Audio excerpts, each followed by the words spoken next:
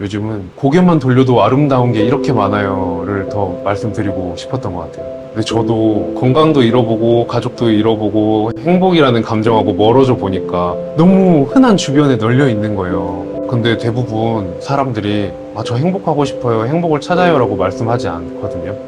항상 우울해 계세요. 십자인대가 끊어지는 사고가 있었는데 그때 친구가 제가 너무 우울해 있으니까 색연필을 사줬는데 그때 처음 색연필을 다루고 색을 다뤘던 것 같아요. 뭐든지 새롭게 하는 건 어려운 것 같고 너무 저한테 안 맞는 옷을 입은 것 같고 빨간색은 또 그 안에 수많은 빨간색이 있는데 그 하나하나를 다시 이해를 해야 된다는 게 두려웠는데 색연필이 너무 재밌는 거예요 나중에는. 근데 그 재능이라는 게 저는 스스로 행복해질 수 있는 능력이라고 생각을 하고 있거든요. 모두가 가지고 있다고 생각하는데 이제 삶이 너무 힘드니까 서서히 살아가면서 묻혀있는 것 같아요. 지금 나가서 바로 맡을 수 있는 공기도 그날이 끝인데 그 갇혀있는 시간들이 너무 아쉬워서 더 편지를 쓰게 되는 것 같아요. 제발 나왔으면 좋겠어요.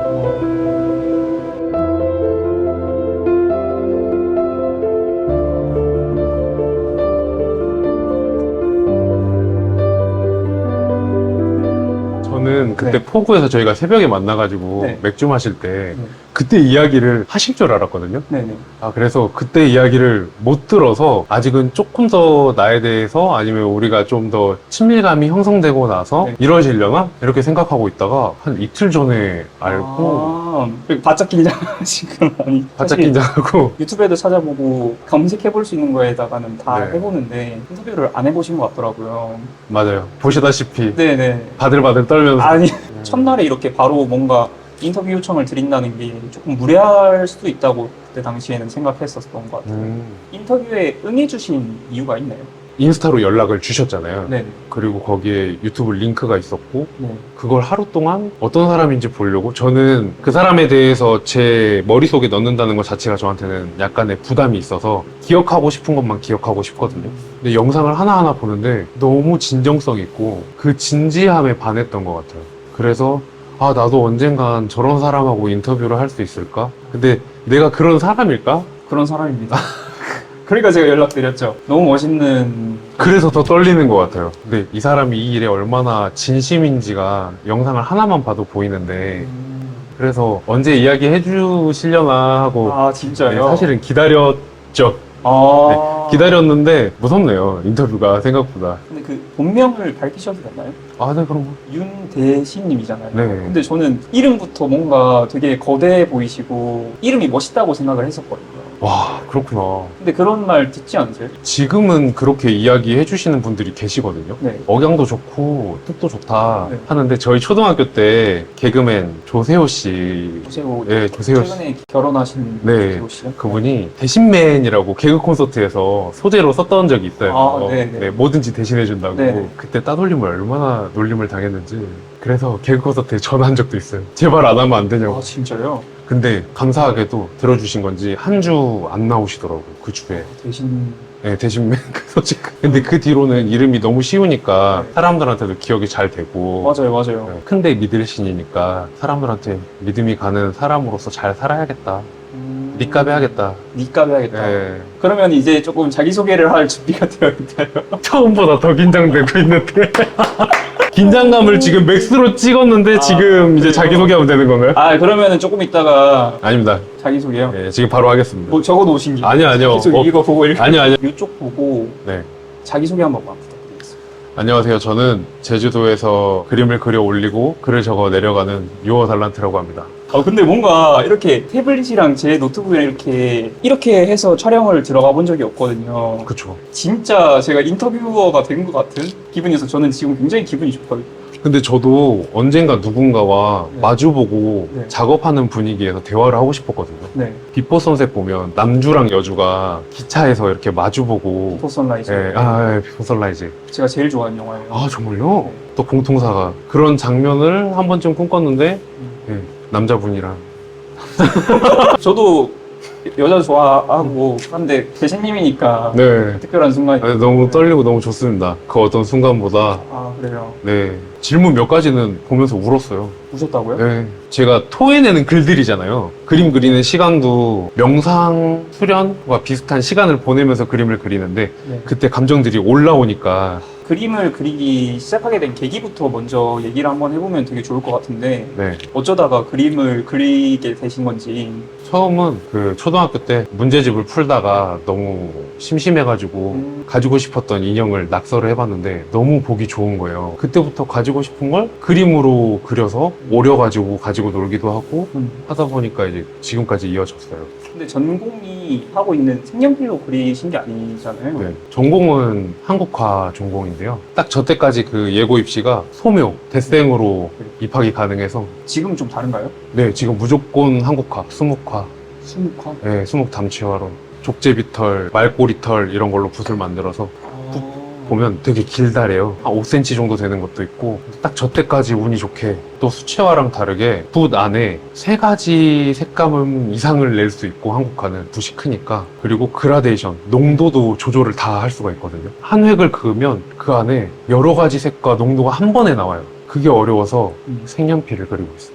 색연필은 단일한 색깔이니까. 네, 근데 색연필도 이렇게 세게 누르는 거랑 그쵸. 피랍이 또 있죠. 그게 다르잖아요. 네. 글을 쓰다 보면 연필도 피랍이라는 게 있어서 네. 어떤 문장을 적을 때 진하게 나오고 두껍게 나오고 하잖아요. 네네. 색연필도 그거와 닮아서 되게 좋거든요. 그래서 색연필 하나를 잡고 힘을 줬다가 서서히 풀어가면 제가 생각하는 색깔이 아닌 색깔이 나오기도 하고 그래서 색깔을 고를 때도 항상 테스트를 하고 색칠을 하고 테스트를 하고 색칠을 합니다. 밑그림을 그리고 그리시는 게 아니잖아요. 네. 어떻게 그렇게 잘 그리실 수 있냐 이런 질문을 제가 받거든요. 이거는 어떻게 보면 꿀팁인데 자연물을 그릴 때는 밑그림이 없어도 오답이 없어요. 자연물은 뭐 이런 거 많이 네, 언제든지 바람에 흩날릴 수 있는 아이들이니까 나무도 그렇고 풀도 그렇고 돌담도 내일이면 또 모양이 달라져 있거든요. 그래서 자연물 같은 경우에는 밑그림 없이 그릴 수 있는데 버스나 건물 같은 거는 베이스색으로 약간의 선을 그어놓고 구도를 잡고 시작합니다. 아 그래요? 네. 그럼 구도를 잡고 시작을 하시는 거네. 그림 초반에는 샤프나 연필로 밑그림을 그리고 시작을 했는데 지금은 이제 연필은 아예 되지도 않고 색연필로 바로 시작하는 것 같아요. 짬이 또 있으시니까 아무래도 그림을 그리기 시작한 지 지금 몇 년 정도 되셨죠? 색연필 그림 그린 지는 이제 한 5년? 6년 정도 된 것 같아요. 볼펜이나 연필로 그림을 그리다가 제가 이제 어머니를 도와드리다가 트럭에서 떨어져가지고 십자인대가 끊어지는 사고가 있었는데 그때 친구가 제가 너무 우울해 있으니까 색연필을 사줬는데 그때 처음 색연필을 다루고 색을 다뤘던 것 같아요. 왜냐면 친구가 항상 아쉬워하더라고요. 그림은 열심히 그리는데 색이 없다. 색 좀 넣어봐라 하고 처음 고집을 꺾고 그림을 그리기 시작했죠. 어땠어요? 맨 처음에 그전에는 흑백 그림만 그렸을 때에서 색을 입혔을 때 되게 큰 기쁨이 있지 않을까. 뭐든지 새롭게 하는 건 어려운 것 같고 너무 저한테 안 맞는 옷을 입은 것 같고 왜냐면 연필도 그라데이션을 내면 그냥 검은색이 아니라 수많은 회색들의 연장선이잖아요. 그 안에서 놀다가 빨간색은 또 그 안에 수많은 빨간색이 있는데 맞죠. 그 하나하나를 다시 이해를 해야 된다는 게 두려웠는데 색연필이 너무 재밌는 거예요. 나중에는 제주도 와서 재밌게 됐어요. 자연에 있는 색들을 보면서 그 여행 지도도 그려보고 그때부터의 제 그림 일기가 시작됐던 것 같아요. 약간 저희 옷도 협찬받은 것처럼 새로운 옷을 입은 거잖아요. 시에크 맞습니다. 그렇죠. 네, 행운이 찾아왔습니다. 네, 이렇게 네. 협찬받은 옷을 제가 이렇게 입어보기도 하고. 너무 잘 어울리세요. 하루에 보통 몇 시간 정도 작업하세요? 그 집중하면 배도 안 고프잖아요. 그래서 밤을 새고 작업하기도 했는데 최근 들어서는 그 수면이 중요하다는 걸 알게 돼서 잠을 잘 자면 더 마음도 넓어지고 시야도 넓어지는 것 같더라고요. 그래서 요즘은 하고 싶을 때 그리고 안 하고 싶을 때는 안 그리고 오래 그려야 한 3시간? 4시간? 진짜요? 네. 그리고 지금은 또 이렇게 공간을 만드는 일이 제가 잘하고 있는지 모르겠네요. 지금 아직 얘기 시작도 안 했는데요? 아니 질문 보고 계시잖아요. 네, 보고 있는데 저희 지금 2줄 했잖아요. 2줄. 어떤 전시를 하셨는지 그런 것 좀 얘기해 주시면 되게 좋을 것 같아요. 전시는 딱 한 번 해봤는데요. 올해 3월 달에 2주 동안 관덕정에 있는 세이브 갤러리에서 진행을 했는데 제가 그림을 굉장히 오래 쉬다가 전시를 하게 됐어요. 빵집에서 아르바이트를 하고 있는데 그 그 관장님께서 어떻게 찾아오셔가지고 저를 꺼내주셨거든요. 근데 처음에 되게 고민을 많이 했어요. 너무 오래 쉬었던 그 텀이 있다 보니까 사람들이 많이 보러 올까? 그 관장님께 피해가 되는 일이지 않을까? 생각을 하다가 이제는 다시는 이런 기회가 없을 것 같고 이번이 마지막이라고 생각하고 그동안 그렸던 그림 일기를 꺼내놓자 각오를 하고 시작을 했죠. 그때 한 80명 정도 올 줄 알았는데 거의 1000명 가까이 오셨더라고요. 그때 기분이 어떠셨어요? 첫 개인전이셨잖아요. 지금 인터뷰하는 거랑 비슷하게 처음에는 엄청 떨리고 설레고 내가 지금 오픈식 날 늦게 가면 사람들이 줄 서 있는 거 아니야? 이런 생각을 하고 갔는데 아무도 없더라고요 처음에. 오픈식. 예, 그 덕분에 마음이 편안해졌는데 오픈하고 이제 2시간 뒤부터 사람들이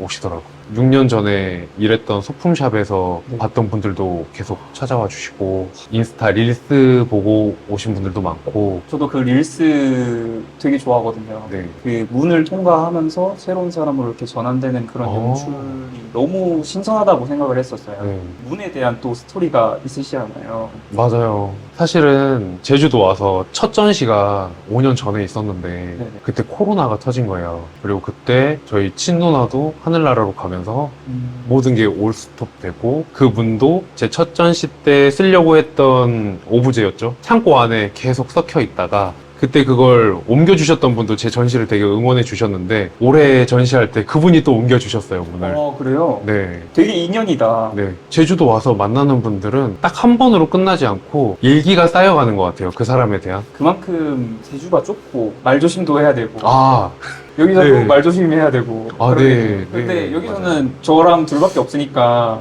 네. 몇천 명 같은 2명. 이 공간이 일단 너무 이쁘다고 생각을 했는데 아. 지금 밖에 준비하고 있는 공간은 어떤 공간인지 소개해 주면 좋을 것 같아요. 이제 그림 클래스를 하는 공간인데요. 초급자부터 상급자까지 나눠서 가르쳐 드리는데 그림에 대한 본질적인 걸 가르쳐 드리는 건 아니고 색연필에 대해서 자연을 보는 시야에 대해서 같이 그려보는 시간이고 그리고 약간의 디저트랑 다과를 먹으면서 이야기도 나누고. 너무 좋다. 네. 내일 저 또 하루 더 와서 클래스 주신다고 하셨잖아요. 네, 너무 기대됩니다. 제가 붙인 줄? 오, 완전 깔끔한데? 이 정도면 괜찮죠? 잘생기셔서 과감하신데요? 섬세하신데요? 엄청 꼼꼼하게 잘 나오고 있어요. 와, 너무 멋있다. 여기 작업실 사장님 같은데요? 근데 너무 이쁘다. 너무 잘하신다. 무한 칭찬. 근데 정말 잘하고 계세요. 선 이렇게 곱게 안 나와요. 어떤 수업을 해주실지 모르겠지만은 색연필이 되게 신기한 게 사람 같아요. 쓰다 보면 색깔이 두 개가 어우러지는 색깔이 있고 어울릴 줄 알았는데 칠해보니 너무 이상한 색깔들이 있어요. 조합이 도저히 섞이지 않는 색깔들이 있어서 네. 그 친해지는 과정들을 찾아주는 것도 재밌고 그 사이에 어우러지게 만들어주는 또 백색과 미색이 있거든요. 그런 것도 찾아주는 것도 재밌고 사람 관계 같아서 되게 재밌습니다. 저희 둘의 색은 어떤 것 같아요? 카키색과 네. 블랙? 잘 어울리지 않나요? 너무너무. 근데 저희는 더 많은 이야기를 나눴으면 좋겠어요, 저는. 제가 예전에 그런 말씀 드린 적 있잖아요. 원석이 아니라 보석 같다고. 보석은 자꾸 보고 싶거든요. 네. 그런 분이세요, 저한테. 진짜요? 네. 그 그림에 대해서 한번 얘기를 해보고 싶은데 네. 최근에 강연에 간 적이 있는데 그때 기억에 남는 말 중에 하나가 처음에 돈을 어떻게 벌어보는지가 제일 중요하다. 돈을 위해서 일을 하기도 하고 자기가 좋아하는 거를 위해서 이렇게 일을 하기도 하는데 그 부수적인 거로 이렇게 돈이 따라오는 경우가 있다. 그래서 어떻게 돈을 버는지가 중요하다라고 말씀을 해주시더라고요. 네. 그림을 계속 좋아서 하고 계신 거잖아요. 네. 그래서 첫 그림이 팔렸을 때 그게 어떤 기분일까? 첫 그림은 군대 가기 전에 편의점에서 알바를 했는데 그 접이식 부채 있잖아요. 네. 거기에 그림을 그려서 점장님께 팔았어요. 편의점 점장님께. 흔쾌히 사주신다고 해서 처음에는 용돈을 버는 것 같아서 되게 기분이 좋았는데 그림은 복사하는 게 아니니까 다시는 만날 수 없잖아요.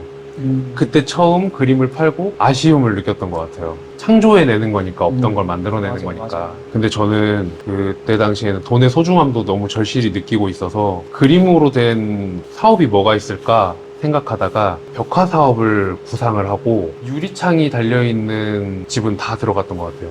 이렇게 A4 용지로 포트폴리오를 만들어서 네. 저 이런 그림 그릴 줄 알아요 하고 네. 윈도우 마카 있잖아요. 네네. 그걸로 그림을 그려드릴게요 하고 이발소나 과일 가게나 카페나 오. 창문이 달려있는 가게는 다 들어갔던 것 같아요. 너무 좋다. 그렇게 해서 어떻게 보면 그림으로 먹고 살았던 것 같아요. 생계를. 네, 생계를 유지했던 것 같아요. 그 시기 때 만났던 귀인이 한 분 계시는데 민물장어집 프랜차이즈셨는데 네. 그때 정말 많은 장어를 그렸던 것 같아요. 이름이 장어마을이라고. 아, 나오면 안 되나? 전국에 프랜차이즈로 생겼는데 그 지역마다 출장 가서 그리고, 아, 과장님 저 요즘 조금 힘든데 혹시 일 없을까요? 하면은 바로바로 인테리어로 넣어주셨고, 혼자 갈 순 없으니까 같이 예고 졸업했던 친구들하고 같이 가기도 하고.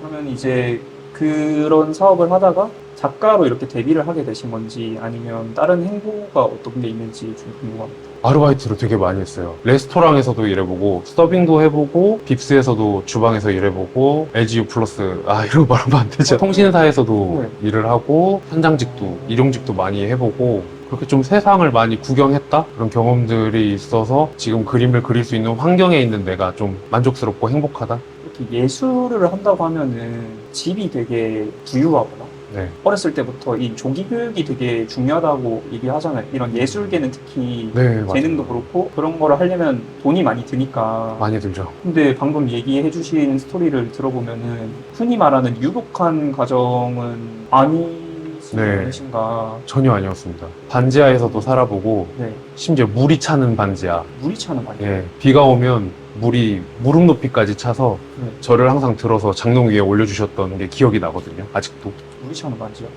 비가 오면 빗물이 집으로 다 들어오는 겁니다. 그런 반지하에서도 살았었고. 근데 제가 잘했던 게 연필로 그림을 그리는 걸 잘했으니까 재료비가 많이 들지 않았어요. 입시 미술 할 때. 다행히도. 너무 재밌었어요. 가지고 싶은 걸 마음껏 가질 수 있다는 거. 실체는 없지만 어쨌든 내 눈앞에 있으니까 가지고 싶었던 장난감이나 게임 아이템이나 이런 것들을 막 그려가는 게 너무 재밌더라고요. 그때 그렸던 게 아직도 생각이 나세요? 아, 너무 많죠. 컴퓨터도 없으니까 게임을 못하니까 그 캐릭터를 그려가지고 책상 위에서 그 기술들도 그려서 네. 이어 붙여서 놀기도 하고. 근데 그런 어렸을 때 스토리가 네. 그때 당시에는 되게 뭐 힘들다고 생각할 수 있는데 나중에는 그런 스토리가 많은 사람이 되게 단단해지는 걸 느끼는 것 같아요. 네. 부러지거나 네. 단단해지거나 두 가지 중 하나인데 저는 후자였던 것 같아요. 부러지거나 단단해지거나 그러니까 단단해. 저희 어머니는 손재주가 많으셔가지고 네. 제가 그려달라는 거는 다 그려주셨어요. 그래서 제가 그걸 보고 배웠던 것 같고, 장난감을 살 돈은 없으니까 고무차륵 있잖아요. 옛날에는 고무차륵 아이클레이 말고 엄청 여러 가지 색이 들어있는 아코디언처럼 펼쳐지는 고무차륵이 있었어요. 아, 뭔지 알아요. 아시나요? 네, 알죠. 네, 그 비닐에 묵직해가지고, 이렇게 있는 네. 거. 주르르륵 펴지는. 네네네. 그걸로 제가 이것저것 많이 만들어서 놀았던 기억이 있어요. 창작에 대한 즐거움? 이제는 그림이 아니라 입체적으로 뭔가를 가질 수 있다는 그 즐거움? 아이클레이 굉장히 좋아했었는데. 네. 근데 어린 아이가 뭔가 좋아하는 걸 발견했을 때 네. 그때 그렇게 밀어주는 게 정말 중요한 것 같아요. 놀잇감이 한정적이다 보니까 그 샘물이 살짝 터져 나왔을 때 빨리 가서 어른들이 물꼬를 터주면 그 길로 쭉 흐르다가 언젠가 자기가 그 길을 찾아가거든요. 네. 그게 가장 중요한 것 같아요. 저는 요즘에 그래도 한국이 조금 발전하고 있다고 생각하는 부분이 뭐 수능 잘 보고 좋은 대학 가고 이런 게 조금씩 깨져가고 있는 것 같아요.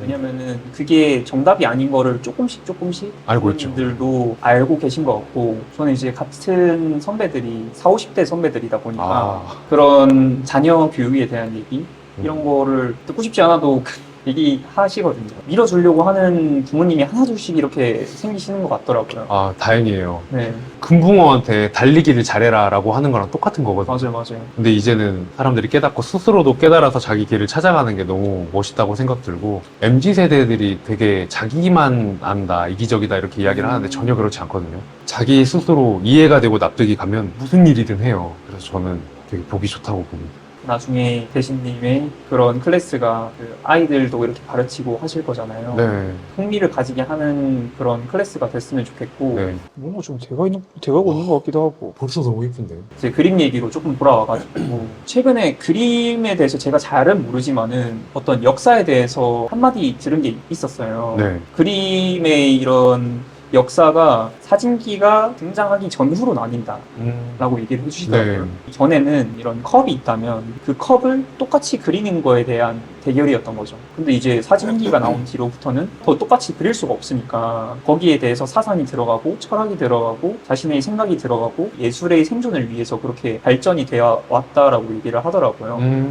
근데 그 얘기를 들었을 때 유어 달란트 작가님의 네. 그림에 대한 철학이 있는지, 그림을 그리실 때 어떤 걸 주입해주고 싶어서 이렇게 그리시는지 되게 궁금하거든요. 저 같은 경우에는 사진을 보고 그리진 않고 영상을 찍어 놓고 그 햇살의 비춤에 달라짐, 시간에 따라서 흔들리는 나뭇잎, 그 영상에만 담겨 있는 순간의 바람 소리나 사람들 소리, 버스 지나가는 소리 있잖아요. 거기에 더 집중을 하는 것 같아요. 그때 감정을 네. 제일 잘 담을 수 있는 색을 찾으시는 겁니다. 더 풍부해지는 것 같아요. 한 장 찰칵하고 보고 그리면 그 한 장으로 끝나는데 수많은 빛깔들이 바람에 날려서 달라지거든요. 그걸 담아내고 싶어 하는 것 같아요, 요즘은. 근데 이제 그림을 그리다 보면 이게 계속 쌓이고 그게 역사잖아요. 네. 근데 초반에 그리고자 했던 부분이랑 지금 또 그리고자 하는 어떤 느낌이 달라질 수밖에 없다고 생각을 하거든요. 전환의 과정이 있으셨을 거 아니에요. 네, 초반에는 제주도가 이렇게 예뻐요. 여러분이 몰랐던 곳이 있어요를 많이 알려드리고 싶었다면 요즘은 고개만 돌려도 아름다운 게 이렇게 많아요를 더 말씀드리고 싶었던 것 같아요. 지금 그래서 초반의 그림들을 보면 바다, 막 오름, 오름이나 뭐 노을을 그리거나 부다페스트 한낮, 맞습니다. 네. 자연을 많이 담았는데 지금 골목, 사람 사는 골목이나 담벼락, 시간이 흘러가면서 사람들이 만들어내고 시간이 만들어낸 그런 흔적들을 많이 담아내는 것 같아요. 그런 생각의 전환의 계기가 있나요? 제주를 다 그려버리셔서 그런 건가?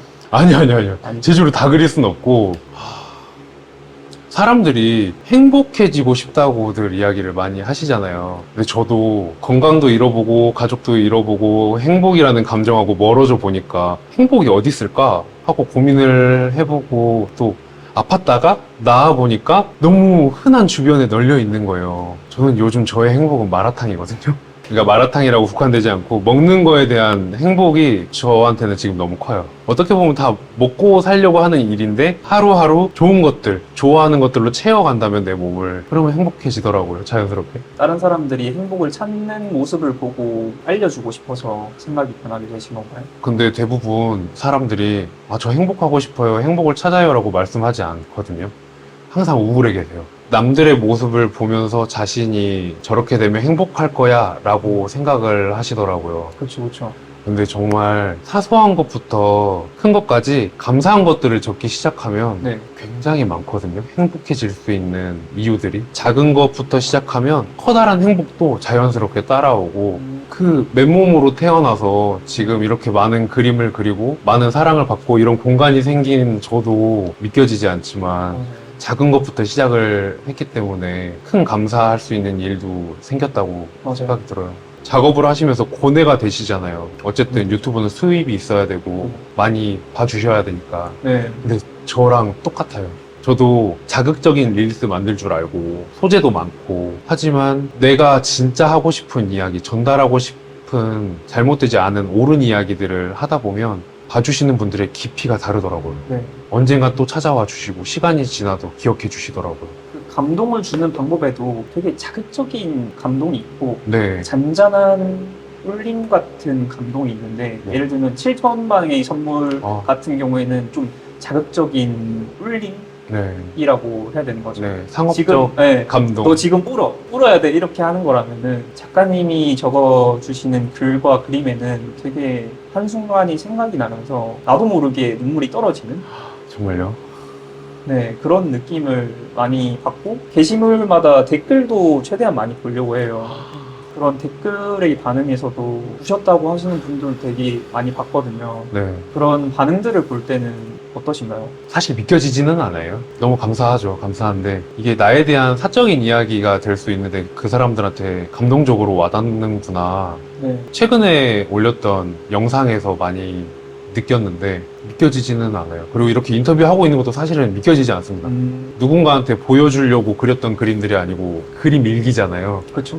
어떻게 보면 거대한 유서거든요. 네. 내가 이렇게 살았다. 네. 그리고 나 이제 간다. 이런 아, 그런 혼자만의 그 글이기 때문에 사람들이 이렇게 좋아해 주시고 공감해 주실 줄 몰랐는데 감사한 마음밖에 없고 그리고 제가 그 댓글을 한 분 한 분 다 달아드리지만 잘 못해요. 되게 끙끙대면서 썼다가 지우고 썼다가 진짜요? 지우고 예. 아, 되게 정성껏 달아드리고 싶은 분들도 있고 술술 나올 때가 있잖아요. 근데 술술 나오지 않을 때는 막 끙끙거리다가 감사합니다 하고 이모티콘 쓰기도 하고 어려워요. 맞아요. 그 감사한 마음을 다시 전달해 드리는 게 그 받은 마음이 너무 커서 그 되게 재치 있게 적으려고 노력하시는 것 같더라고요. 공부도 했어요. 네? 네, 아, 진짜요? 그 코멘트를 잘 다시는 분들 계정 들어가서 네네. 이분들의 댓글은 어떻게 다나 보기도 하고 유튜브 댓글을 보기도 하고 다른 댓글, 네. 답글을 참고하시기도 하시는구나. 근데 저랑은 결이 너무 다르니까 네. 그래서 저는 댓글이나 DM 답장은 최대한 간단하게 하고 너무 감동되는 댓글이 있거나 DM이 있으면 그걸 릴스로 만들어 드리거나 작품으로 그려 드리거나 다음에 만났을 때 좀 만들었던 엽서를 좀 드리거나 그렇게 표현하는 게 저한테는 더 익숙한 것 같아요. 너무 좋다. 그게 작가님의 달란트라면 달란트인 것 같아요. 그런 것 같아요. 맞죠? 네. 감사한 마음을 느끼고 돌려드리는 거 그건 제 자신한테 저도 감사하고 있어요. 달란트 얘기가 나온 김에 유어 달란트라는 말에 대해서도 얘기를 한번 해보고 싶은데 네. 유어 달란트라는 말을 계속 곱씹어 보다가 한국어로는 너의 재능이라는 말이잖아요. 네. 작가님이 얘기하고자 하는 너의 재능이라는 게 뭘까? 각자에게 너의 재능이라고 말하고 싶은 부분이 뭘까를 생각하게 되었는데 아름다운 걸 아름답게 바라봐 줄 때 이게 아름다워지는 거잖아요. 예를 들면은 오늘 이 식물이 그냥 식물이라고 볼 수도 있지만은 지금 햇살 아래 이렇게 쬐어 있는 이 식물 되게 아름답잖아요. 네. 이거를 아름답게 바라봐 줄 때 느껴지는 행복감? 그게 작가님이 말하고 싶은 너의 재능이 아닐까 이렇게 생각이 드는데 유어 달란트 어떤 뜻이 있는지 되게 궁금합니다. 저에 대해서 굉장히 깊이 파신 것 같아요. 정답이고요. 네. 일단은 해석대로 제 달란트 말고 당신의 달란트를 지칭하고 있는 이름이에요. 근데 그 재능이라는 게 저는 스스로 행복해질 수 있는 능력이라고 생각을 하고 있거든요. 모두가 가지고 있다고 생각하는데 이제 삶이 너무 힘드니까 서서히 살아가면서 묻혀 있는 것 같아요. 조금씩 발굴해가는 과정을 만들고 싶어서 유어 달란트라고 지었습니다. 저를 부르면 자꾸 생각하게 되잖아요. 유어 달란트? 나의 달란트? 네. 하고 부를 때마다 자신의 달란트를 생각해보는 시간이 좋아서 그리고 작가님의 글을 반복해서 보다 보면은 공통점이 있는데 너가 어떻게 되길 바래 바라로 항상 끝이 나시더라고요. 네. 너가 항상 행복했으면 좋겠다는 메시지를 던져주면서 글이 항상 끝이 나는 것 같아요. 네. 그렇게 적으시는 이유가 있나요? 네.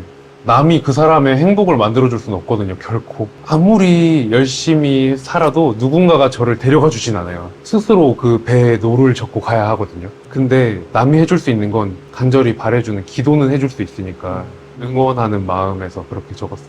저만의 생각을 자기가 가지고 있는 게 아니라 작가님이 응원을 던져주기 때문에 많은 사람들이 이렇게 좀 힘을 받고 해주시는 것 같아서 컨셉을 잘 잡았다는 생각이 들더라고요. 제가 생각할 때는.